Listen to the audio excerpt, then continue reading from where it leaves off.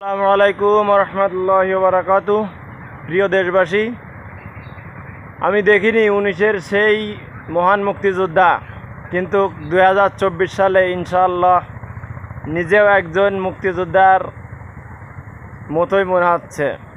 আমি সেই 19-এর বাংলাদেশ স্বাধীনের মজা পাইনি, কিন্তু 2024-এর স্বাধীন বাংলায় এসে স্বাধীনের মজাটা উপভোগ করেছি। তো মূল বিষয় হলো আমার এই আনন্দে, এই খুশিতে আপনাদের সমস্ত বাংলার সবাইকে আমি অনুরোধ জানাতে চাই এবং আবেদন করতে চাই। আমার তরফ থেকে আমি এটা আবেদন করতে চাই যে বাংলাদেশে যত আলেম ওলামা আছে, যত কারাবন্দিয়া বাংলাদেশে আলেম ওলামা আছে, এদের সবাইকে ছাড়ে দেওয়া হোক, সবাইকে মুক্ত করা হোক ইনশাআল্লাহ, সবাইকে ছাড়ে দেওয়া হোক। কারণ আল্লাহর রহমতে তারা যেন আবার